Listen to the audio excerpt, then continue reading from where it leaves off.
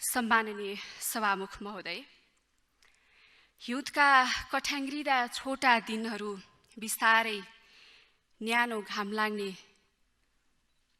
दिनमा परिवर्तन हुँदैछन्। छिट्टै वसन्त ऋतुहरू आउँदैछन् अनि तुसारो लागेर रुख बिरुवा कठ्याङ्ग्रिरहेका छन्। तुसारोले कठ्याङ्ग्रिरहेका रुख बोट बिरुवाहरू नयाँ पालुवा बनेर पलाउनेछन्। राजनीतिमा पनि समयको चक्र फेरिरहन्छ। यो रोस्टमबाट यो गरिमामय सदनको चारैतिर आँखा डुलाउँदा यस्तो लागिरहेछ नेपालको राजनीतिमा वसन्त छाइसकेको छ।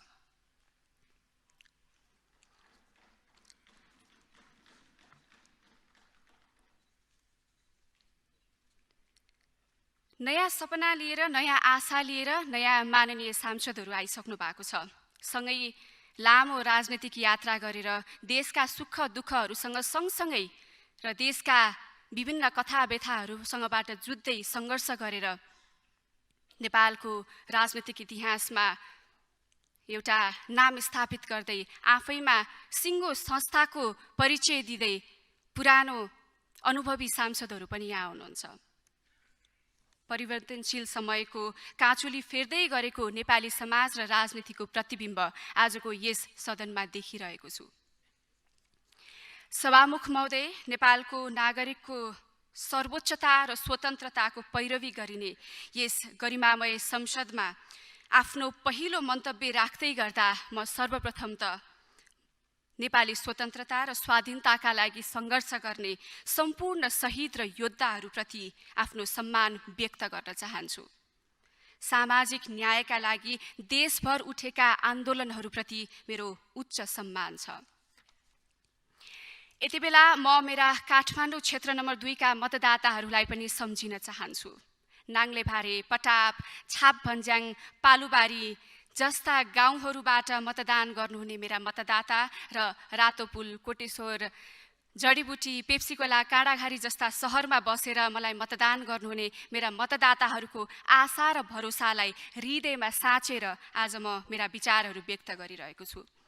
काठमाडौँ क्षेत्र नम्बर 2 का जनताको प्रतिनिधिको हैसियतमा यहाँ बोल्दै गर्दा मलाई थाहा छ यो क्षण म माथि भरोसा राख्ने आम नेपालीहरूको गर्वको क्षण मात्रै होइन, यो नेपालको राजनीतिक इतिहासमै एउटा पानी ढलो क्षण पनि हो। नेता भनेको एउटा ठुलो शरीर भएको, ठुलो कद भएको व्यक्ति हुनुपर्छ भन्ने भाष्य यो समाजबाट विलय नहुँदै एउटा 27 वर्षीय युवामाथि भरोसा गरेर आफ्नो सपनाको चाबी सुम्पिने आम मतदाताहरूको एउटा गर्विलो क्षण पनि हो। यदि म गलत छैन भने सभामुख महोदय, मेरो यो उपस्थिति यो सदनकै निम्ति पनि ऐतिहासिक क्षण हुन सक्छ, किनकि सम्भवतः यो भन्दा अगाडि मभन्दा कान्छो व्यक्तिले यो रोस्टमबाट यो सदनलाई सम्बोधन गर्ने मौका अवश्य पनि पाएको थिएन होला। यो इतिहासको एउटा पानी ढलो क्षण यसकारण पनि हो कि सङ्घीय लोकतान्त्रिक गणतन्त्रात्मक नेपालको यो दोस्रो संसदमा उपसभामुख पदका लागि सीमान्तमा रहेका 2 समुदायका महिलाहरू लोकतान्त्रिक पद्धति मार्फत प्रतिस्पर्धा गर्दै हुनुहुन्छ। लोकतन्त्र भनेको फगत शासन पद्धति मात्र होइन, जनताहरूको जीवनशैली पनि हो। त्यसैले लोकतन्त्रको अब्बल परीक्षा समाजको सबैभन्दा पिछडिएको वर्गले मूलधारको प्रतिस्पर्धामा भाग लिन पाउँदा मात्रै सम्भव हुन्छ भन्ने कुरा पनि तपाईँ हामी सबैजनालाई थाहा नै छ। आजका 2 जना सीमान्तकृत समुदायका महिला लोकतान्त्रिक पद्धति अनुसार हुने उपसभामुख पदका लागि प्रतिस्पर्धा गर्दै हुनुहुन्छ। यो आफैमा लोकतन्त्र सुदृढ हुँदै गएको हो भन्ने सङ्केत पनि हो।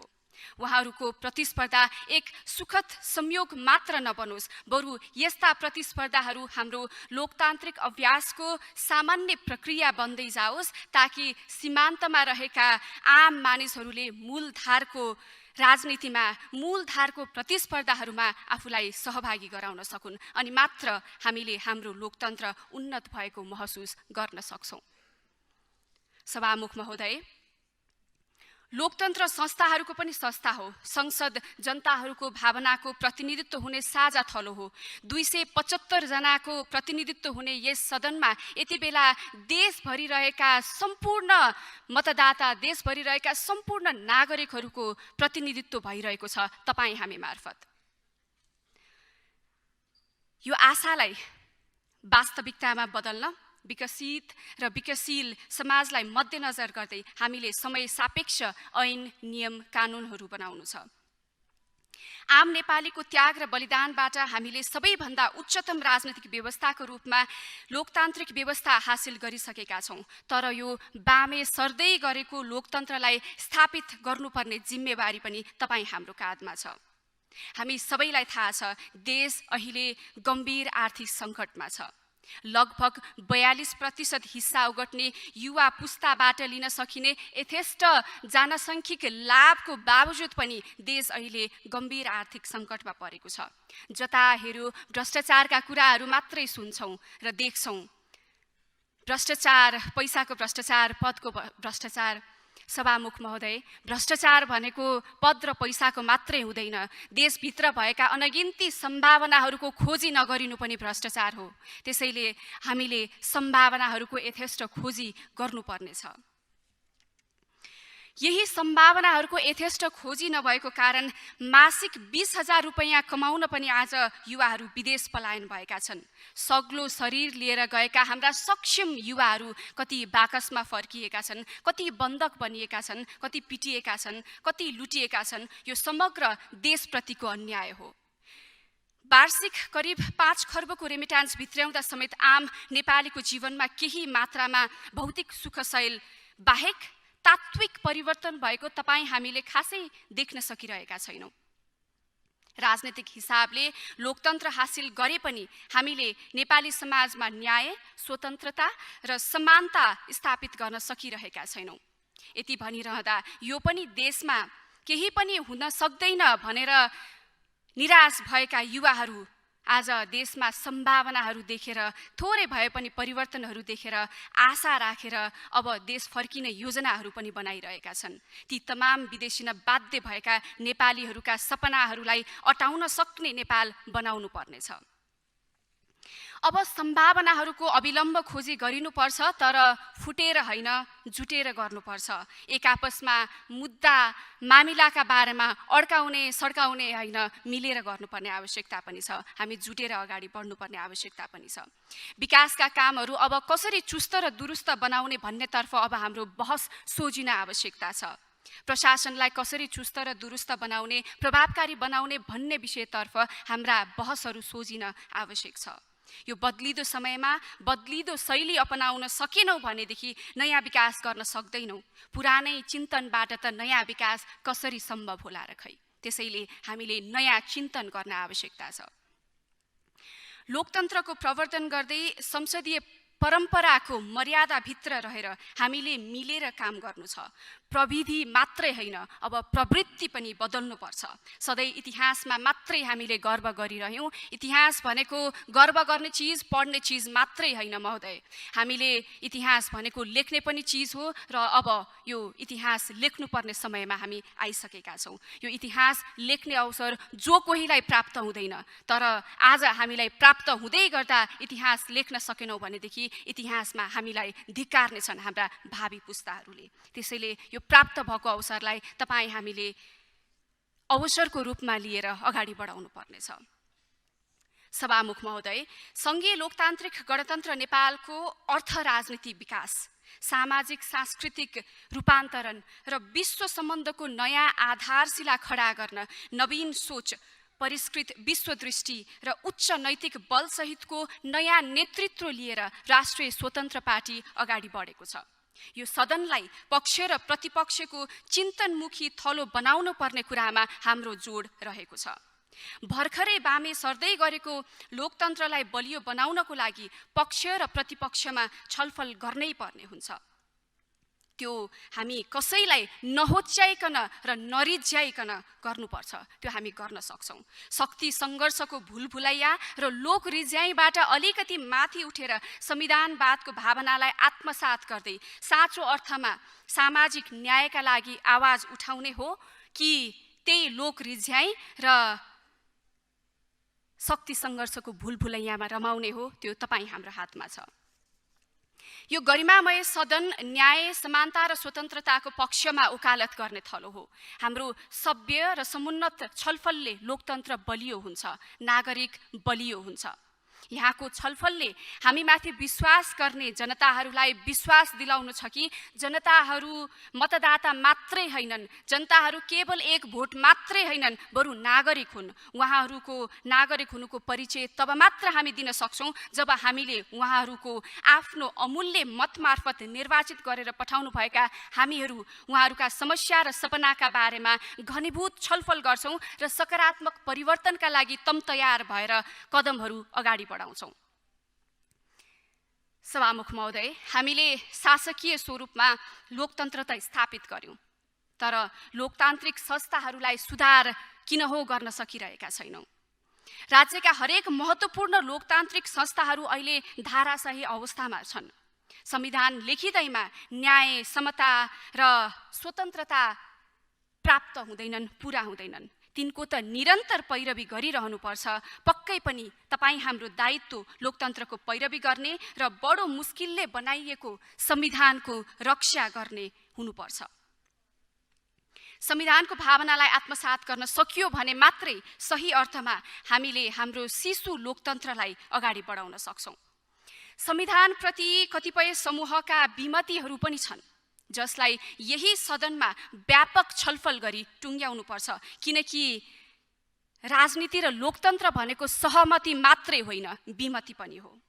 एकाङ्की विचार हावी हुनु, प्रतिपक्ष विचार शून्य हुनु वा त्यसलाई नजरअन्दाज गरिनुले लोकतन्त्रको क्षयीकरण हुन्छ। त्यसैले माननीय सदस्यहरू समक्ष मेरो आग्रह पनि छ, यो लोकतन्त्रको सुदृढीकरण र संविधानको रक्षा गर्नको लागि तपाईहरूका प्रतिपक्षी आवाज यो सदनमा बुलन्द भइरहनुपर्छ। विचारको विविधता र प्रतिपक्षी विचारको सहनशीलता, परस्पर प्रतिस्पर्धात्मक विचारको मन्थनले नै लोकतन्त्रलाई उन्नत बनाउन सक्छ। त्यसैले वाद विवाद यस सदनको आधारभूत लक्षण हुनुपर्छ। हामीले हाम्रो संसदीय शक्तिलाई फगत अङ्कगणितको खेल मात्रै मान्यौँ भने हामीले पाएको अमूल्य मतको अपमान त हुन्छ नै, तर नागरिकमाथि, समग्र देशमाथि पनि अन्याय हुन्छ। हामीले यहाँ के छलफल गर्यौँ, कस्तो विषयमा छलफल गर्यौँ, के विषयमा टीका टिप्पणी गर्यौँ, कस्तो हाउभाउ व्यक्त गरिरहेका छौँ, यो सबै आम जनताले आज टेलिभिजन मार्फत हेरिरहनु भएको छ। त्यसैले लोकतन्त्र र संविधानलाई सुदृढ गर्ने यावत कुराहरूको सन्दर्भमा यस सदनको काम कर्तव्यलाई कुशलतापूर्वक निर्वाह गर्नुपर्छ भन्ने पक्षमा सदैव उभिरहनु भएको र यस अठोटका साथ अगाडि बढिरहनु भएकी राजनीतिमा प्रवेश गर्नु अगाडि समाज सेवामा आफूलाई समर्पित गरिरहनु भएकी र आजको यस उपसभामुख पदको निर्वाचनमा र प्रतिस्पर्धामा सहभागिता जनाउनु भएकी राष्ट्रिय स्वतन्त्र पार्टीकी माननीय सांसद इन्दिरा राणालाई आज उपसभामुख पदको लागि प्रस्ताव गर्दै यहाँहरू समक्ष भोटको अपिल पनि गर्न चाहन्छु। आज हुन गइरहेको सङ्घीय संसदको उपसभामुख पदको निर्वाचन खास महत्त्वपूर्ण छ। संविधानको रक्षा, लोकतन्त्रको पैरवी र सकारात्मक संसदीय अभ्यासका लागि सांसदको महत्त्वपूर्ण भूमिका हुन्छ र यस महत्त्वपूर्ण पदमा माननीय इन्दिरा राणालाई मतदान गरौँ भन्ने प्रस्ताव लिएर आएको छु। माननीय इन्दिरा राणा यो संसदको एउटा नयाँ अनुहार हुन सक्छ। नयाँ पार्टीको सदस्यको रूपमा यहाँ आइरहँदा यहाँहरू धेरैलाई नयाँ अनुहार पनि लाग्न सक्छ। माननीय इन्दिरा राणा समाज रूपान्तरणको अथक प्रयासपछि निखारिएर राजनीतिमा आउनुभएको व्यक्तित्व हो। उहाँले लामो समयदेखि कारागारमा हुने बाबुआमाका बालबच्चाको पालन पोषण र शिक्षा दीक्षामा आफ्नो जीवन समर्पित गर्नुभएको छ। जुन बच्चा आफ्ना बुवा आमाको कसुरको भागीदार हुन पुगेका थिए र जसको भविष्य अन्धकार थियो, जसले जेलका भित्ता बाहिरको संसार देख्न सकेका थिएनन्, तिनलाई संसार देखाउने व्यक्ति माननीय इन्दिरा राणा पनि हुनुहुन्छ। उहाँको अथक प्रयासबाट यो सम्भव भएको छ, हामीले देखेका छौँ।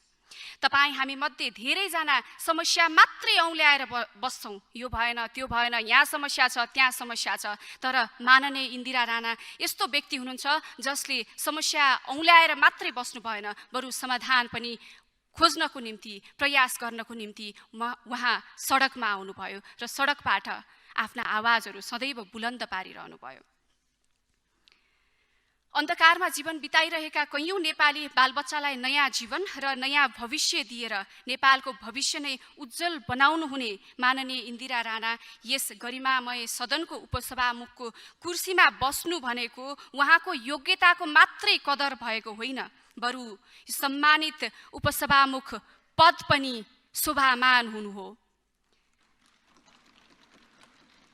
लोकतन्त्र र संविधानको सर्वोच्चताबारे उहाँका विचारहरू स्पष्ट छन्। यस सदनको गरिमा र पदको जिम्मेवारीलाई उहाँले अत्यन्त कुशलतापूर्वक निभाउन सक्नुहुन्छ भन्ने कुरामा म विश्वास राख्छु र राष्ट्रिय स्वतन्त्र पार्टी विश्वास राख्दछ। उहाँले आफ्नो जीवन नै बालबालिकाका रक्षाका लागि र नेपालका रक्षाका लागि समर्पित गर्नुभएको छ। उपसभामुखका लागि हुँदै गरेको निर्वाचनमा आफ्नो अमूल्य मत संविधानको रक्षा र लोकतन्त्रको पैरवीको पक्षमा माननीय इन्दिरा राणाको निम्ति व्यक्त गरिदिनु हुन तपाईँ सम्पूर्ण माननीय सदस्यज्यूहरूसँग अपिल पनि गर्न चाहन्छु। यस लोकतान्त्रिक प्रतिस्पर्धामा भाग लिनुहुने माननीय सांसद मुक्ता कुमारी यादवलाई समेत म शुभकामना व्यक्त गर्न चाहन्छु।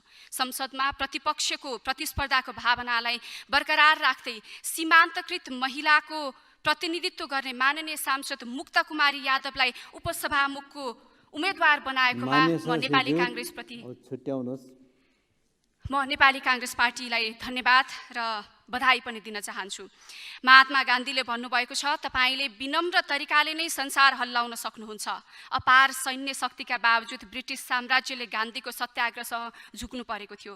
त्यसरी संसार हल्लाउने गान्धीको उपाय थियो सत्याग्रह अर्थात् सत्यको आग्रह। गान्धीको सत्याग्रह अरूप्रति मात्रै लक्षित थिएन, आफै अन्तर्मनसँगको एउटा आग्रह पनि थियो। आज मतदान गर्दै गर्दा हामीले आफैसँग सत्यको आग्रह गरौँ र लोकतन्त्र, संविधानवाद र नेपाली नागरिकको सर्वोच्चता र स्वतन्त्रताको पक्षमा मतदान गरौँ। अन्त्यमा फेरि पनि म माननीय इन्दिरा राणालाई आजको हुन गइरहेको उपसभामुख पदको लागि निर्वाचित गरियोस् भनेर प्रस्ताव पेश गर्दै यहाँहरू समक्षबाट बिदा हुन चाहन्छु। हवस् त, नमस्कार।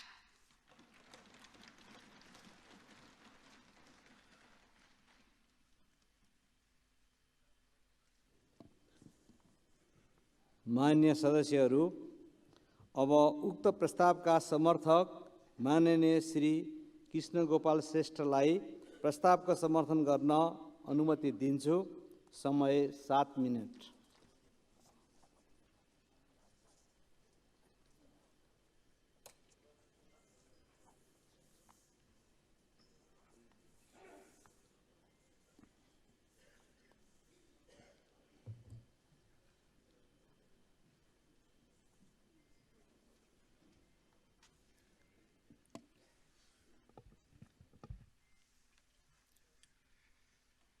सम्माननीय सभामुख महोदय, सर्वप्रथम संघीय लोकतान्त्रिक गणतन्त्र नेपालको दोस्रो निर्वाचित संसदमा म पहिलो पटक उपस्थित हुँदैछु।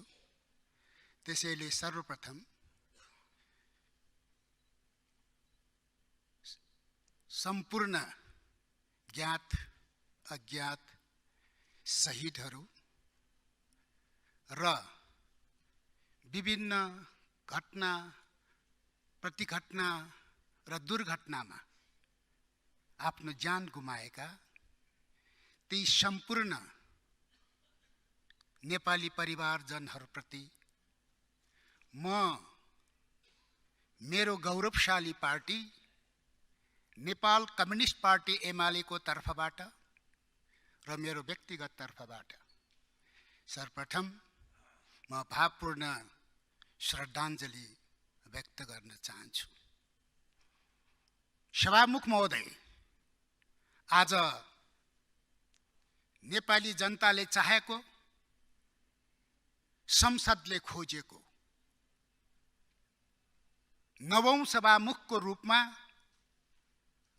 आज हामीले सम्माननीय सभामुख देवराज घिमिरे ज्यूलाई आज पहिलो पटक यस गरिमामय संसदको सभामुखको हैसियतले हामीले पाइरहँदा हामी गौरव गर्छौं।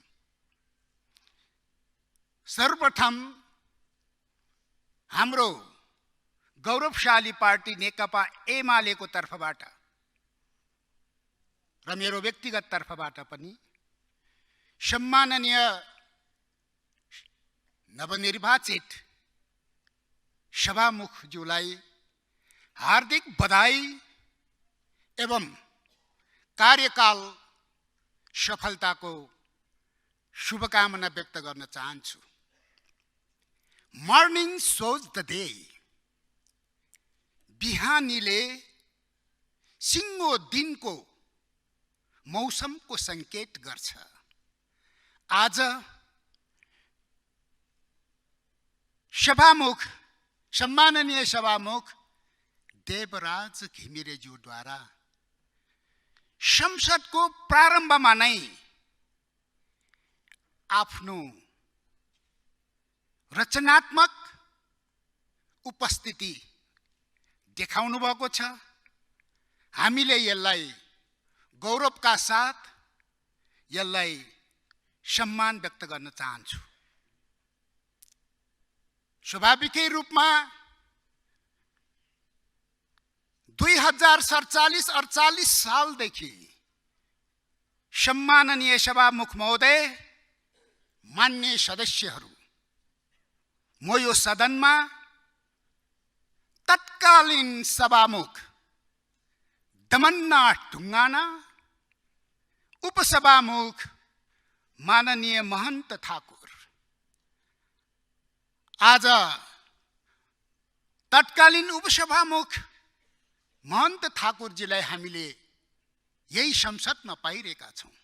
हो, आज हामी सदनले सभामुख प्राप्त गरिसकेको छ। अब हामी केही समयपछि उपसभामुख पाउँदैछौं। सम्माननीय सभामुख महोदय, हामीले यही सदनमा सिंहदरबारको संसद ग्यालेरी बैठकमा विभिन्न टेस्ट र विभिन्न अनुभव ग्रहण गर्दै धेरै सभामुख र उपसभामुखसँग सहकार्य, सँगसँगै हिँडेको अनुभव म यहाँ आज राख्न सक्दिनँ। तर सभामुख र उपसभामुख जस्तो गरिमामय पदको सम्मान स्वयं सभामुखज्यूले गर्नुपर्छ, स्वयं उपसभामुखद्वारा हुनुपर्छ। त्यो पदको गरिमा सम्माननीय सभामुख महोदय यहाँहरुकै भूमिकामा अगाडि बढ्छ। सभामुख, उपसभामुख दलीय व्यवस्थामा दल बलियो हुनुपर्छ, दल बलियो हुनुपर्छ। तर सभामुख जस्तो गरिमामय पदमा बसेर कसैको दल फुटाउने भूमिका खेल्नु हुँदैन। फुट्न लागेको दल छ भने पनि वर्तमान हाम्रो अहिले भर्खरको मतले सभामुख हुनुभएका सम्माननीय सभामुख महोदय, त्यस्ता घटना भोलि पनि आउन सक्छ। त्यसमा कुनै राजनीतिक दलको स्वार्थमा सभामुख जानुभयो भने इतिहासमा त्यसलाई कालो रूपमा सम्झनेछ। म यहाँ कसैप्रति लक्षित गर्न चाहन्न। म ती पुराना सभासदज्यूहरूको मलाई नाम पनि बिर्सिसकेको छ। तर फर्केर हेर्दा नेपाल कम्युनिस्ट पार्टी एमालेलाई तत्कालीन स्थितिमा एमालेबाट माले बनाउन अरू कसैले भूमिका खेलेन। सभामुख जस्तो गरिमामय पदबाट त्यो भूमिका खेलियो।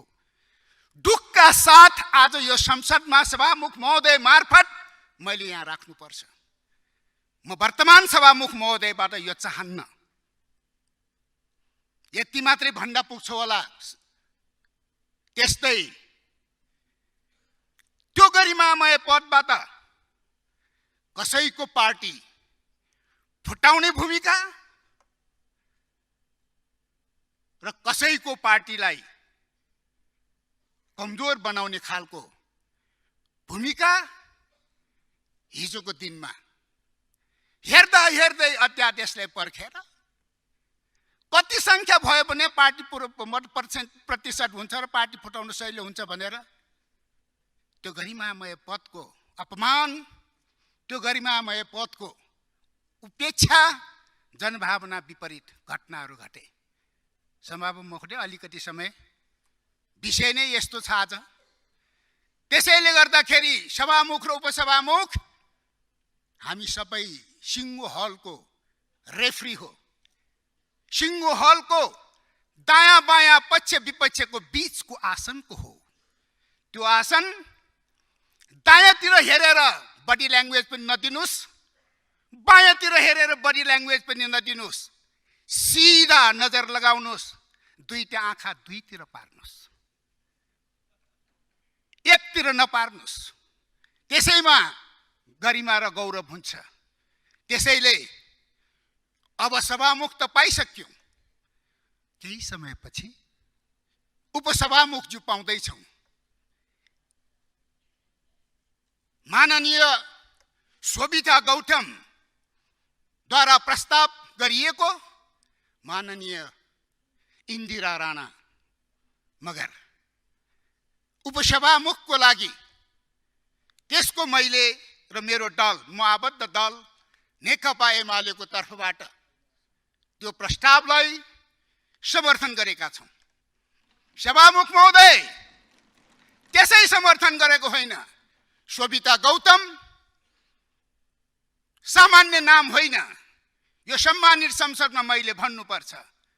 बाल्यकाल, अत्यन्तै दुःख कष्ट हन्डर ठक्कर खाएर अगाडि बढ्नु भएको एउटा व्यक्तित्व हो। सभामुख महोदय, अनेक खालका दुःख कष्ट भोग्दै आजभन्दा 30 वर्ष अगाडि सुकन्या वाइबा, प्रगतिशील साहित्यकार पारिजात सँगको भेटघाटपछि उहाँले आफ्नो जीवनलाई सामाजिक रूपान्तरण, परिवर्तन र समाजमा चेतना फैलाउने अभियानमा अनवरत रूपमा अगाडि बढिरहेको मैले जानेसम्मको उहाँको कुरा यस्तो रह्यो।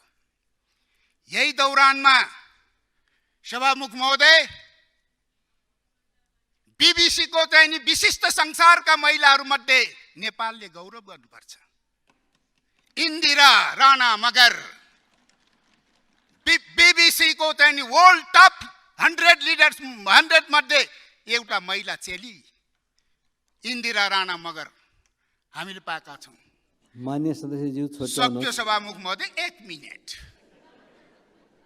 उहाँ यही समाजमा दिनुभएको योगदानको प्रतिफल राष्ट्रिय अन्तर्राष्ट्रिय विभिन्न सङ्घ संस्थाबाट उहाँ सम्मानित हुनुभएको छ। आज उहाँ स्वतन्त्र राष्ट्रिय स्वतन्त्र पार्टीको तर्फबाट माननीय भएर यो सदनमा हामीले पाएका छौँ। सरकार मतलब सत्तारूढ गठबन्धन दलको तर्फबाट उहाँको त्यो पृष्ठभूमि, वर्तमानको अवस्था र भविष्यमा उहाँले खेल्न सक्ने योगदानको उच्च मूल्याङ्कन गर्दै म सम्बद्ध पार्टी, मेरो पार्टी नेकपा एमाले र एमाले सम्बद्ध हाम्रा सम्पूर्ण मान्यज्यूहरूलाई यस्तो व्यक्तित्वलाई उपसभामुखमा जसरी सभामुखमा जस्तै उपसभामुखमा पनि गौरवका साथ शानदार अत्यन्तै उच्च खुसी व्यक्त गर्दै उहाँलाई मत जाहेर गर्नुहोस्। पार्टीको तर्फबाट म सिङ्गो एमाले सम्बद्ध मान्यज्यूहरूसँग अपिल गर्दै इन्दिरा राणा मगर अब एकछिनपछि हामीले पाउने उपसभामुख मौका छोपेर अहिले अग्रिम बधाई ज्ञापन गर्दै सभामुख महोदय, मेरो छोटो भनाइ यही टुङ्ग्याए। हस्, धन्यवाद।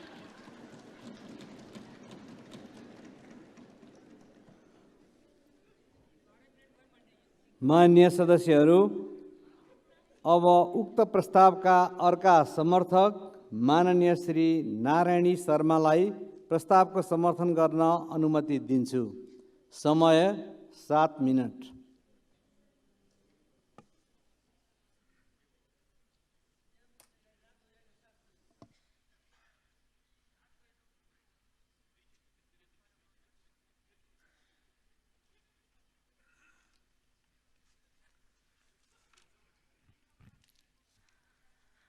सम्माननीय सभामुख महोदय,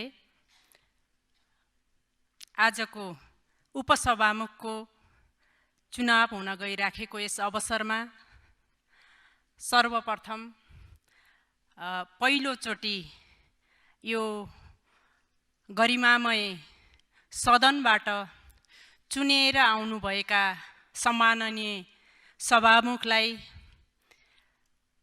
बधाई तथा सफल कार्यकालको शुभकामना दिन चाहन्छु र पहिलोचोटि यस रोस्टममा उभिएर सबभन्दा पहिले मैले महान जनयुद्ध, जनआन्दोलन, मधेस आन्दोलन लगायतका विविध आन्दोलनहरूमा शहादत प्राप्त गर्ने महान शहीदहरूप्रति सम्मान व्यक्त गर्न चाहन्छु, उहाँहरूप्रति हार्दिक श्रद्धाञ्जली व्यक्त गर्न चाहन्छु। घाइते अपाङ्ग योद्धा तथा बेपत्ता योद्धाहरूप्रति उच्च सम्मान व्यक्त गर्न चाहन्छु र सँगसँगै यो गरिमामय सदनमा उपस्थित गराइदिन प्रमुख भूमिका निर्वाह गर्ने आम नेपाली जनता, मतदाता, दाङ जिल्ला लगायत नेपालभरिकै मतदाताहरूलाई धन्यवाद तथा आभार व्यक्त गर्न चाहन्छु र पहिलोचोटि म यो सदनमा उभिँदै गर्दा हामी सबैलाई थाहा छ, यो लोकतान्त्रिक गणतन्त्रले करिब करिब नौजवानको उमेरमा आइपुग्दासम्म यति बेला थोरै थोरै जनताहरूको बिचमा केही आशंकाहरू पैदा भएका छन्। साँच्चीकै यो सदनले, यो हलले अब जनताका अधिकारहरूलाई सुनिश्चित गर्ने कुरा, नेपालको 2072 सालको संविधानलाई कार्यान्वयन गर्ने कुरामा आफ्नो प्रतिबद्धता मात्र होइन, कार्यान्वयनमा अगाडि बढ्न सक्ने कुरामा विगतका केही अनुभवहरूले, विगतका केही अवस्थाहरूले जनताहरूमा केही आशंका पैदा भइराखेको छ र यो आशंकालाई अन्त्य गर्नको निम्ति र संविधानलाई अक्षरशः पालना गर्दै संविधानले कायम गर्न पर्ने र संविधानलाई टेकेर कानुन निर्माण गर्न पर्ने र कार्यान्वयनमा जान पर्ने जे विषय छ, यसलाई जति सक्यो छिटो जनताको बीचमा र व्यावहारिक रूपमा अगाडि बढ्नको निम्ति जे आशा र अपेक्षा यति बेला नेपाली जनताहरूले गरेको छ, त्यसलाई पुरा गर्नको निम्ति मलाई लाग्छ हामी सबै प्रतिबद्ध छौँ, कटिबद्ध छौँ र निरन्तर अगाडि बढिराखेका छौँ। म आफ्नो ठाउँबाट पूर्ण रूपमा प्रतिबद्ध रहने कुरा यो रोस्टमबाट पनि म भन्न चाहन्छु, नेपाली जनतालाई यो कुरा सुनाउन चाहन्छु र यसको सँगसँगै आज हामी यहाँ उपसभामुखको चुनावको दौरानमा यहाँ उपस्थिति छौँ। हामीले केही दिन अघि मात्रै सम्माननीय सभामुखको चुनाव सक्यौँ र आज हामीले सम्माननीय सभामुखलाई यहाँ पाएका छौँ र यसै गरी उपसभामुखको यो चुनावमा अगाडि बढ्दै गर्दा आज यो लोकतान्त्रिक पद्धतिलाई कार्यान्वयन गर्ने एउटा दिशामा अगाडि बढ्दा अघि भर्खर शोभिता गौतमले यहाँ प्रस्तावित गर्नुभएको इन्दिरा राणाको समर्थनमा म नेपाल कम्युनिस्ट पार्टी माओवादीको तर्फबाट यहाँ उभिएको छु, उहाँलाई समर्थन गरिराखेको छु, त्यो समर्थनमा उभिएको छु र हामी सबैलाई थाहा छ यति बेला राजनैतिक रूपमा अगाडि बढ्दै गर्दा सामाजिक रूपमा खेलिएका भूमिकाहरू महत्त्वपूर्ण रूपमा अगाडि आइराखेका छन् र जनताले सामाजिक भूमिकालाई अझ गहिरोसँग निहालिराखेको छ। यही सिलसिलामा इन्दिरा राणाले सामाजिक क्षेत्रमा जसरी आफ्नो भूमिका निर्वाह गर्दै आउनुभयो, खास गरी जेलभित्र रहेका आमा बुवाहरूको बच्चाहरूको स्याहार सुसार र उनीहरूको भविष्य निर्धारणको निम्ति शिक्षा क्षेत्रमा आफूले जुन खालको भूमिका निर्वाह गर्नुभयो र एउटा विशेष जोडका साथ उनीहरूप्रति प्रतिबद्ध भएर आफ्नो लगानी त्यहाँनिर देखाउनु भयो। यो कारणले पनि उहाँ सामाजिक क्षेत्रमा एउटा राम्रो र असल नेतृत्व गर्न सक्ने व्यक्तिको रूपमा उपस्थित हुनुहुन्छ भन्ने मलाई लागेको छ र यसै गरी उहाँ अन्तर्राष्ट्रिय रूपमा पनि नेपालको एउटा आदिवासी जनजातिको चेली एउटा प्रतिबद्ध रूपले कुनै काम गर्न सक्छ भन्ने कुराको उदाहरण उहाँले व्यक्त गर्न सक्नु भएको छ र यति बेला यो चुनावी प्रक्रियामा आउँदै गर्दा मलाई अहिले पनि गौरव लाग्छ, गर्व लाग्छ। हामी सबैलाई थाहा छ महिलाहरूलाई प्रतिस्पर्धामा ल्याउनको निम्ति, जनजाति र उत्पीडित वर्गलाई प्रतिस्पर्धामा ल्याउनको निम्ति, पछाडि परेको क्षेत्र वर्ग र लिङ्गलाई अगाडि बढाउनको निम्ति विगतमा गरेका सङ्घर्षहरू, आन्दोलनहरू, युद्धहरूलाई हामी सबैले यति बेला सम्मान गरिराखेका छौँ, सम्झिराखेका छौँ र त्यति बेलाको नीति योजना र लिडरसिपले जुन ढङ्गले चाहिँ यो परिस्थिति ल्याउन आफ्नो भूमिका निर्वाह गर्नुभएको छ, त्यो भूमिका र त्यो आन्दोलनबाट मात्रै हामीले यो व्यवस्था स्थापना गर्न सकेको र यो व्यवस्थामा आउन सकेको भन्ने कुरा सायद हामी सबै जानकार छौँ र मलाई त्यो मानेमा गर्व लागिराखेको छ। यति बेला एउटा मधेसी चेली र एउटा जनजाति चेली एउटा प्रतिस्पर्धामा उभिनु भएको छ र यसले गर्दा साँच्चीकै यो लोकतान्त्रिक गणतन्त्रको एउटा गौरवलाई बढाइदिएको छ र यो ठाउँमा हामीहरू उपस्थित हुन पाएका छौँ र यो गौरवलाई हामी सबैले आफ्नो ठाउँबाट आत्मसात गर्दै अझ यसलाई चाहिँ सुदृढ गर्दै अगाडि बढ्नको निम्ति हाम्रो काम र कर्तव्यलाई हामीले व्यवहारमा उतार्न सक्नुपर्नेछ। यति बेलाको स्थिति त्यस्तो छ, हामी सबैलाई थाहा छ। यो उपसभामुखको चाहिँ पदमा रहिरहँदा खास गरी थोरै थोरै कतै न कतै एउटा राजनैतिक रूपमा पनि केही आक्षेप लाग्ने विषयहरू पनि विगतमा कतै झल्किने खालको एउटा स्थिति हामीले देखिराखेका छौँ। यी सबै कुराहरूलाई साँच्चीकै निष्पक्ष रूपमा, साँच्चीकै यो सदनको एउटा गौरवको रूपमा, साँच्चीकै यो सदनको एउटा लिडरसिपको रूपमा उहाँहरूले आफ्नो भूमिका निर्वाह गर्नुहुनेछ। उहाँहरूले आफ्नो लिडरसिपलाई स्वच्छ ढङ्गले, आफ्नो स्वच्छ छविका साथ अगाडि बढाउनु हुनेछ भन्ने विश्वास चाहिँ मलाई लागिराखेको छ र विगतको थोरै हामीले हेऱ्यौँ भने कि जब अप्ठ्यारो पर्छ, जब समस्या पैदा हुन्छ, जब एउटा सङ्कट पैदा हुन्छ, त्यति बेला लिडरसिपले आफ्नो नेतृत्व गर्ने एउटा इच्छा मात्रै होइन, त्यति बेला आफ्नो व्यवहारलाई जनता सामु देखाउन सक्छ भन्ने कुरा विगतको सायद त्यति बेलाको शाही कालको एउटा उपसभामुख चित्रलेखा यादवले सडकबाट पनि सदन चलाएको उदाहरण हामीले देखिराखेका छौँ। मैले यो कुरा किन जोडेको भन्दा हामीले त्यस्तो सङ्कटको बेला पनि नेतृत्व गर्न सक्ने लिडर अथवा त्यो नेतृत्व चाहिँ पैदा हुने जुन खालको चाहिँ अवसर उहाँहरूले प्राप्त गर्दै हुनुहुन्छ, त्यो अवसरलाई उहाँहरूले एउटा पुँजीको रूपमा लिनुहुनेछ भन्ने कुरा राख्दै र फेरि पनि उहाँ इन्दिरा चाहिँ के अरे राणालाई हामी सबैले नेपाल कम्युनिस्ट पार्टी माओवादी केन्द्रको तर्फबाट र यहाँ उपस्थित सम्पूर्ण मान्यज्यूहरूको तर्फबाट आफ्नो भोट दिएर उहाँलाई जिताउनको निम्ति र उहाँलाई चाहिँ उपसभामुखमा निर्वाचित गर्नको निम्ति अमूल्य भोट दिनुहुनेछ भन्दै सबैले आग्रह गर्दै मेरो थोरै कुरा अन्त्य गर्छु। हस्त, अभिवादन, धन्यवाद।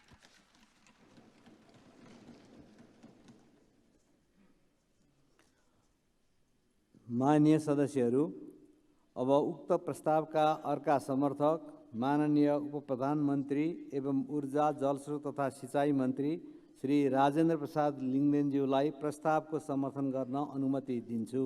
समय 7 मिनट।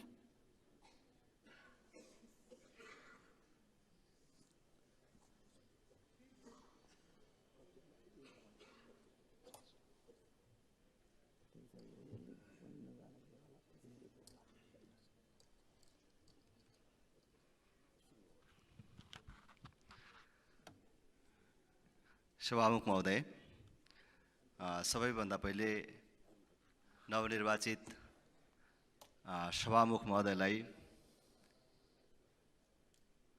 बधाई तथा सफल कार्यकालको लागि हार्दिक शुभकामना व्यक्त गर्न चाहन्छु। सभामुख महोदय, मूल विषयमा आउनुभन्दा अगाडि माघ 5 गते जुन हाम्रो बैठक थियो, त्यहाँ मधेस आन्दोलनमा शहादत प्राप्त गर्ने अथवा मधेसका शहीदहरूका प्रति सम्मान गर्ने जुन विषय उठेको थियो, यहाँ उठ्ने र नउठ्नेको कुरा बाहिर प्रचारमा आइराखेको छ। सम्माननीय प्रधानमन्त्री अगाडि हुनुहुन्थ्यो, उहाँको उप प्रधानमन्त्री म थिएँ, हामी उठेनौँ। यसको अर्थ बाहिर के गइराखेको छ भने कि हामीले मधेस आन्दोलनमा शहादत प्राप्त गर्ने शहीदहरूका प्रति हाम्रो चाहिँ सम्मान छैन भन्ने अर्थमा प्रचार गरिराखिएको छ। तर संसदको एउटा मर्यादा हुन्छ, एउटा नियम हुन्छ र रुलिङ सभामुखको चल्छ। यति कुरा पनि दोस्रो कार्यकाल संसदमा आएको मैले बुझिनँ भने म बहाना चाहिँ कुनै बहाना अथवा चाहिँ भावनामा बगेँ भने त्यसले संसदीय परम्परामा राम्रो छाप छोड्दैन। कि त सभामुखले त्यो विषय रुलिङ गर्नु पर्यो, कम्तीमा कि मेरो प्रधानमन्त्री उठ्नु पर्यो। त्यसकारण हामीले यो भ्रम नरहोस्, त्यो विषयप्रति अनादर गरेको होइन। मलाई लाग्छ प्रधानमन्त्रीले पनि गर्नुभएको होइन। यो गलत प्रचार जानु हुँदैन। हामीले संसदीय मर्यादा भङ्ग गर्नु हुँदैन भन्ने कुरालाई ध्यानमा राखेर हामी नउठेको कुरा भन्ने कुरा यो संसदले पनि बुझोस् र बाहिरी समाजले पनि बुझोस् भन्ने कुरा म त प्रधानमन्त्रीको उप प्रधानमन्त्री भएर पनि भनिदिन्छु, प्रधानमन्त्रीको तर्फबाट पनि भनिदिन्छु। यो गलत कुरा गइराखेको छ, यो गलत कुरा लान पाइँदैन। र यसपछि मूल विषयमा आउन चाहन्छु। मेरा खुसीका दिनहरूमध्ये आज एउटा विशेष खुसीको दिन चाहिँ कि मैले इन्दिरा राणालाई यो सदनको उपसभामुख पदमा समर्थन गर्ने मौका पाएँ। इन्दिरा राणालाई समाजले, देशले र अन्तर्राष्ट्रिय जगतले समेत चिनेको छ, तर सबैभन्दा बेसी यो सदनमा कसैले चिनेको छ भने मैले चिनेको छु भन्ने मलाई लाग्छ। एउटा भुइँ मान्छे जसले आफ्नो समाज, आफ्नो देशको नाम राख्ने काम गरेको छ, समाज सेवामा आफूलाई समर्पित गरेको छ। विष्णु कुमारी वाइवा पारिजात जस्तो साहित्यकारको सान्निध्यता प्राप्त गर्ने अवसर प्राप्त गरेको छ र आफूलाई सम्पूर्ण रूपमा समाज सेवामा समर्पित गरेको छ। त्यो व्यक्तित्वलाई आज उपसभामुखको रूपमा मैले समर्थन गर्न पाउनु, फेरि पनि भन्छु, मेरो लागि असाध्यै खुसीको विषय हो र राष्ट्रिय प्रजातन्त्र पार्टीको पूर्ण रूपले समर्थन रहेको कुरा म फेरि पनि दोहोऱ्याउन चाहन्छु। र सबै पार्टी र सबै माननीय सदस्यहरूलाई पनि इन्दिरा राणाको पक्षमा मतदान गर्न हार्दिक अपिल गर्न चाहन्छु र उहाँलाई विजयको लागि अग्रिम शुभकामना र बधाई दिन चाहन्छु। धन्यवाद।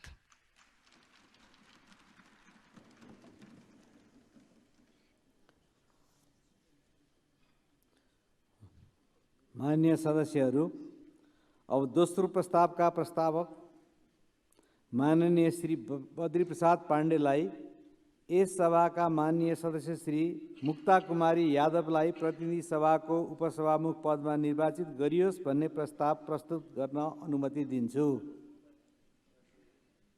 समय 15 मिनेट।